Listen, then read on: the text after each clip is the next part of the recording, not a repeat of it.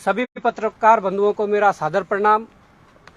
आप इतने दूरस्थ स्थल पर, जहां पर सरकार ने धरना स्थल घोषित किया है, आप ऐसे दुर्गम स्थल पर पहुंचे हमारी बात को उठाने के लिए, उसके लिए आपका आभार। आज विषय बहुत गंभीर है। सरकार ने हमारी आवाज दबाने के लिए, सरकार ने बेरोजगारों को रोकने के लिए ऐसी जगह पर धरना स्थल दिया है जहां से उनकी आवाज को आसानी से दबाया जा सके, जो कि लोकतांत्रिक व्यवस्था में इसे हम तानाशाही या हिटलरशाही का हम एक नाम देंगे।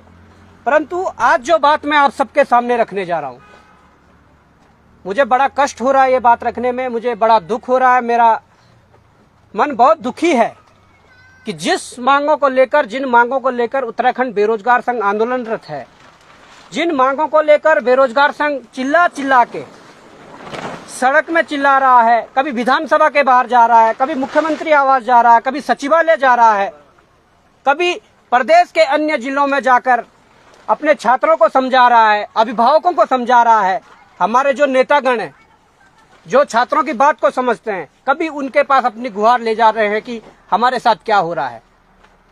आज मैं जो खुलासा करने जा रहा हूं, वो आज जो परीक्षा हुई है, आज लाखों बच्चों ने उत्तराखंड के इतिहास में आज कनिष्ठ सहायक की जो परीक्षा दी है, उसके संबंध में मैं आप सभी लोगों से वार्ता करना चाहूंगा, इस प्रेस वार्ता करना चाहूंगा। आज ये पेपर देख रहे हैं, ये मेरे हाथ में आज के पेपर हैं। ये सेट ए है, ये सेट बी है, ये सेट सी है और ये सेट डी है। मैं आपको बता दूं कि अब बात क्या है। बड़ा दुख भी हो रहा है। देखिए, हम जब कह रहे थे कि उत्तराखंड में जो परीक्षाओं में जो धांधली चल रही है, वो जो पूरा चैन था, जो एक रैकेट था, उसका भंडाफोड़ अभी अच्छे से नहीं हुआ। हम कह रहे थे कि आयोग को एक बार, आयोग के जो कर्मचारी है, अधिकारी है, उनकी अच्छे से जांच हो जाए। हम कह रहे थे कि जो राज्य की जो जांच एजेंसियां हैं, उनसे हटाकर जांच सीबीआई को ट्रांसफर कर दे। हम इसलिए कह रहे थे कि क्या अगर एसटीएफ एसआईटी जांच करती है, और अगर एसटीएफ और एसआईटी में तो उन्हीं के डिपार्टमेंट, जो पुलिस डिपार्टमेंट के ही लोग हैं, अगर कभी बड़े अधिकारी कोई सम्मिलित है, अगर उनसे बड़े अधिकारी पुलिस विभाग के कोई सम्मिलित हैं, तो क्या उन पर एसटीएफ एसआईटी हाथ डाल पाएगी? कभी नहीं।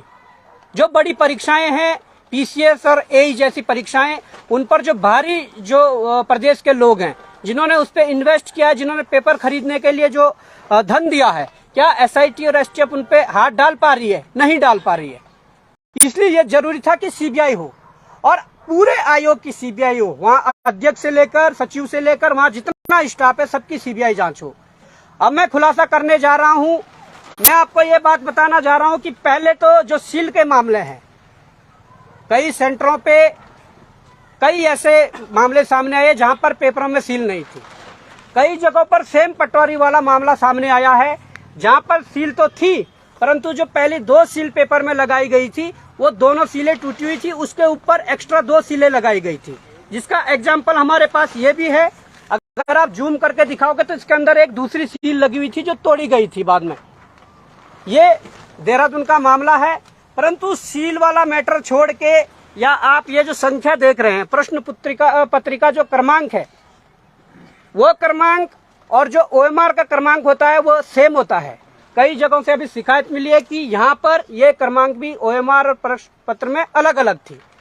अब सबसे बड़ी बात मैं कहने जा रहा हूँ, भारत के इतिहास में जो पहली बार ऐसा होने जा रहा है, जो बात मैं आपको कहने जा रहा हूँ, आयोग के जो पदाधिकारी हैं, उन्हें चुपचाप अपने नैतिकता के आधार पर इस्तीफा देना चाहिए, क्योंकि वो एक भी परीक्षा को पारदर्शी रूप से संपन्न करवाने में नाकामयाब है। अब मैं आपके सामने जो बात रखने जा रहा हूं, वो बात ये है कि set A, set B, set C, कोई एक करके डी पकड़ेगा। इसमें जब हम पेपर को खोलते हैं, तो हम जो पहला पेज देखते हैं, मैं मीडिया बंधुओं से निवेदन करूंगा कि आप जूम करके दिखाइए। आप यहाँ पर लाइए जो दी है, और सीरियल वाइज रखिए, इस प्रकार से मोड़ दीजिए आप। आपके पास कौन सा सेट है? मेरे पास सेट ए है, बी सेट ये है, सी ये है, डी ये है। अब आप आगे लाइए थोड़ा और मैं मीडिया बंधुओं को कहूंगा कि इसे जूम करके दिखाइए। इन सेटों में हमने पाया कि क्वेश्चन नंबर 1 से लेकर फर्स्ट जो पेज है उस पे 13 क्वेश्चन है। इनके चारों सेटों में क्वेश्चन भी एक जैसे हैं, इनके ऑप्शन भी एक जैसे हैं। ये गंभीर विषय है। और यही नहीं, जितने भी पेज आप खोलोगे नंबर 1 से नंबर 100 तक, मैं ये लास्ट पन्ना खोल लेंगे सभी, नंबर 1 से और नंबर 100 तक ए बी सी डी चारों सेटों में आप देख सकते हैं कि सेम क्वेश्चन है, सेम उसके ऑप्शन दिए हुए हैं। ये बताता है कि स्पेशल किन्हीं लोगों को फायदा पहुंचाने के लिए। अब फायदा कैसे पहुंचाया जाता है ये मैं भी आपके सम्मुख रख देता हूं।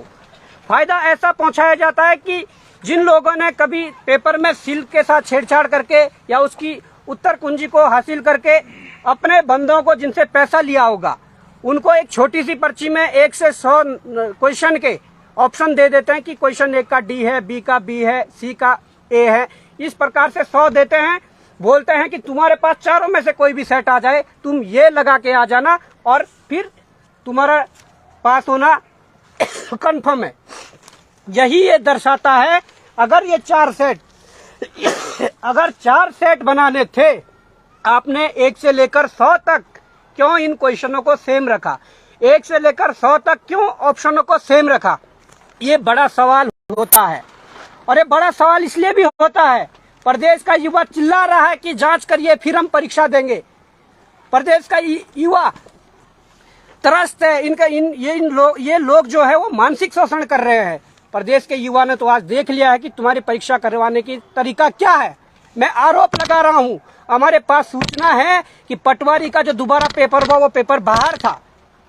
जांच करना आपका काम है और चीजें देना हमारा काम है, परंतु आज तो हमें भरोसा नहीं है यहाँ के जांच एजेंसियों पे, यहाँ के सरकारों पे, यहाँ के जो कोई भी जो आयोग है उन पे भरोसा इसलिए नहीं है कि जांच किससे करवाएं, क्योंकि ये सब मिले हुए हैं। इनके पास जो चीजें देते हैं उन मामले को दबा देते हैं। दुख इस बात का है, अब इस राज्य की जो जांच होगी वो कौन करेगा? कौन ऐसा व्यक्ति होगा जिस पे विश्वास किया जा सके? इसलिए भी ये अब समस्या है। पुलिस के पेपर में भारी अनियमितताएं हैं। पुलिस के पेपर की भी सूचना पेपर बाहर था।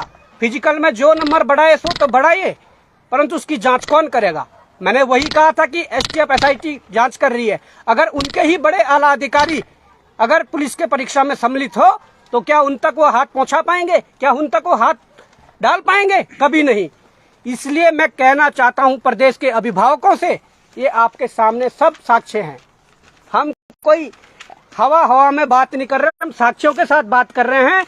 भारत के इतिहास में पहली बार ऐसा हुआ है कि 4 सेट दिए गए, ए बी सी डी, और चारों सेटों में 1 से लेकर 100 क्वेश्चन सेम है और ऑप्शन भी सेम है। जबकि सेट में 100 क्वेश्चन तो एक जैसे होते हैं, परंतु अलग अलग सेटों में जिस क्वेश्चन का कोई सीरीज 1 होगा, दूसरे में 20 होगा, 15 होगा, इस तरीके के होते हैं। परंतु इन लोगों ने सॉफ्ट टारगेट करवा के लोगों को फायदा पहुंचाया है। अब ये जांच का विषय है, पर सबसे बड़ी बात यह है, अब इस प्रदेश का मुख्यमंत्री इस्तीफा देगा या इस आयोग के अध्यक्ष, सचिव या और जो पदाधिकारी वो इस्तीफा देंगे? क्या नैतिकता के आधार पर इस्तीफा नहीं देना चाहिए? आप एक पेपर भी सही से नहीं करवा पा रहे हैं, ये हमारा आरोप है और ये जांच का विषय है। कैसे हुआ, क्या हुआ, अब इस पर मुझे उम्मीद है कि प्रदेश का युवा समझ रहा है। आप अपने आस पड़ोस में जाकर चारों सेट देखिए, चारों सेट में सेम क्वेश्चन है। उसके बाद आप तय कीजिए कि गलत कौन है, सही कौन है। जो आरोप लगाते हैं कि राजनीति कर रहे हैं, जो आरोप लगाती है सरकार कि ये लोग गुमराह कर रहे हैं, तो आप ये जान लीजिए गुमराह सरकार कर रही है, गुमराह आयोग कर रहा है, गुमराह बेरोजगार संघ कर रहा है। ये आपको तय करना होगा। ये धरना स्थल एकता विहार में हम बैठे हुए हैं, यहाँ रात दिन बैठे हुए हैं। अब आप देखिए, अपने भविष्य को यदि सुरक्षित करना है तो आइए। जब तक हम फिर से सड़कों पर नहीं उतरेंगे या जब तक इनको सबक नहीं सिखाएंगे, तब तक ये हमारे साथ ऐसा छलावा करते रहेंगे। धन्यवाद। वो भी आ जाएं जरा यार,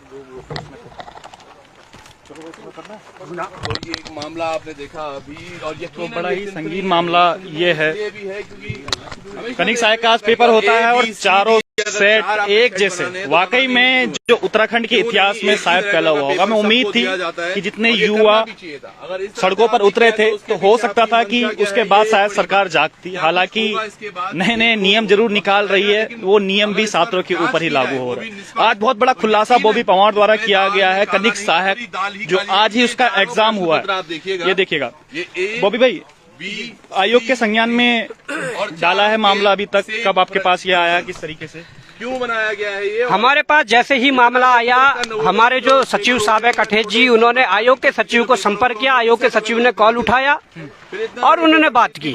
उनको ये मामला संज्ञान में डाला कि इस प्रकार की चीजें हुई है। आयोग के सचिव ने कहा कि हमें कोई ऐसी जानकारी नहीं है, और फिर हमने कहा कि कौन टेक्निकल देखता है, तो उन्होंने उस संबंध में भी ज्यादा चीजें नहीं बताई कि कौन क्या है कैसा है।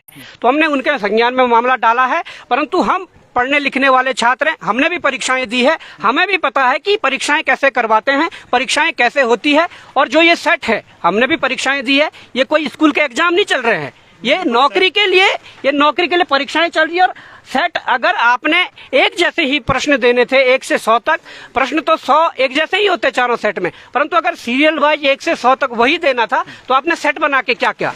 और सेट शायद इसीलिए बनाया। छात्र एक गलती कर दे, इस ए सीरीज की जगह अगर डी कर दे तो छात्र को बाहर कर दिया जाता है, परंतु आयोग ने चारों सेटों में वही काम किया। और आज इसकी जिम्मेदारी कौन लेगा? जो वहां पर अध्यक्ष बैठे हुए हैं, जिनको बार बार कहा जा रहा था कि अपने पूरे स्टाफ की जांच करवा लीजिए, आज उन पे सवाल खड़ा हो रहा है। जो सचिव बैठे हुए हैं, जो एग्जाम कंट्रोलर बैठे हुए हैं, जो तमाम स्टाफ वहाँ है, और जो धामी जी अपनी आभार रैलियां करवा रहे हैं, उन पर आज प्रश्न चिन्ह खड़ा हुआ है। धामी जी गुमराह हम नहीं कर रहे हैं, प्रदेश के बच्चों को गुमराह तो आप कर रहे हैं। शायद मुझे लगता है कि आयोग और सरकार द्वारा मोटा पैसा लिया गया है, जिससे वो मोटा पैसा वापस देना संभव नहीं है, परंतु वो लगातार अलग अलग परीक्षाओं में उन लोगों को फायदा पहुंचा रहे हैं जिनसे पैसा लिया था। ये आरोप हम लगाते हैं। आपने पटवारी भर्ती का भी जिक्र किया, जो अभी हाल ही में हुई पुलिस की भर्ती का भी आपने जिक्र किया। इस पर भी कुछ संज्ञान में आया है मामला कि इस पर भी कुछ गड़बड़ी हुई? बिल्कुल, पटवारी भर्ती में जो मुकदमा दर्ज हुआ था, उस व्यक्ति से मैं पर्सनली मिला, मैंने वो चीजें देखी। उसमें 2 सीलें उसकी टूटी हुई थी, और उन सीलों को तोड़कर अतिरिक्त जो पेपर को बंद करने के लिए सील लगाई गई थी, वो अलग से लगाई गई थी। वो सील रास्ते में ले जाकर तोड़ी गई, या वहाँ परीक्षा केंद्र में तोड़ी गई, या आयोग के अंदर तोड़ी गई, ये जांच का विषय है। अब जब तक जांच नहीं होती, मुझे लगता है कि प्रदेश के छात्र पढ़ लिख के करेंगे क्या? जब जहाँ फिक्स हो कि नौकरी किसको लगना है किसको नहीं लगना है, जहाँ फिक्स हो कि इतनी सीटें बेचनी है, तो वहाँ पर परीक्षा देकर फायदा क्या? इसलिए मैं कहता हूँ, जब तक अपना अधिकार हम छीन के नहीं लेंगे, जब तक इन तानाशाही या भ्रष्टाचारी लोगों को सबक नहीं सिखाएंगे, तब तक घर बैठना नहीं बैठना चाहिए। मैं वही कहता हूँ कि आप आइए, आंदोलन को आगे बढ़ाइए, और अपने हक जो हकूक है हमारे, उसको आप मांगिए और उसको लड़के लीजिए। बिल्कुल गजब हो रहा है उत्तराखंड में। एक तरफ धामी जी की आभार रैलियां निकाली जा रही है कि आभार धामी जी। इस एक आभार थोड़ा इसके लिए भी कर दीजिएगा धामी जी, जो एक ही 4 सेट में एक जैसे एग्जाम आते हैं। ए देख लीजिएगा, ए क्वेश्चन जो आते हैं, ए, ये बी, ये सी, उसके बाद डी, एक जैसे पेपर। ये गलतियां तो 5वीं 6वीं के जो प्राइमरी स्कूल पे जो पेपर बढ़ते होंगे, शायद वहां भी ये गलती नहीं होती। ये क्या इंटेंशनली की जा रही है? नकल विरोधी कानून बनाया, उसमें जिक्र है इस चीज का कि इसमें कुछ करेंगे कि वो भी बस खाली हवा हवाई के छात्रों पर ही करेंगे। विरोधी कानून का अब पता लगेगा। जब इन्होंने लागू किया था तो उस दौरान तो इन्होंने फटाक से एक छात्र के खिलाफ मुकदमा दर्ज कर दिया, उसकी आवाज को दबाने के लिए। आवाज दबानी है तो हमारी आवाज दबा के देखिए, उत्तराखंड बेरोजगार संघ की आवाज को दबा के देखिए। उत्तराखंड बेरोजगार संघ साक्ष्यों के साथ ये बात कहता है। और अगर गलत हम हैं, हम पे कार्रवाई हो। अगर गलत ये लोग हैं जिन्होंने ये किया, नकल रोधी कानून के तहत पे मुकदमा दर्ज हो, सभी आयोग के लोगों का इस्तीफा लिया जाए। साथ में उत्तराखंड के मुख्यमंत्री पुष्कर सिंह धामी जी, आप भी इस्तीफा दीजिए नैतिकता के आधार पर। बिल्कुल बिल्कुल। और ये तो कहते हैं कि हद हो गई, और ये वाकई में हद हो गई। छात्रों पर लाठियां भांजी गई, उसके बाद नकल विरोधी कानून, उसके बाद मुख्यमंत्री जी की आभार रैली, और आज जो एग्जाम होते हैं उसमें ये सब चीजें वाकई में सोचना पड़ेगा। सभी छात्रों को सोचना पड़ेगा कि आखिर उत्तराखंड में चल क्या रहा है और कब तक ये चलता रहे। फिलहाल बने रहिए विजय पथ पर। फिनिश कर दीजिए, फिनिश।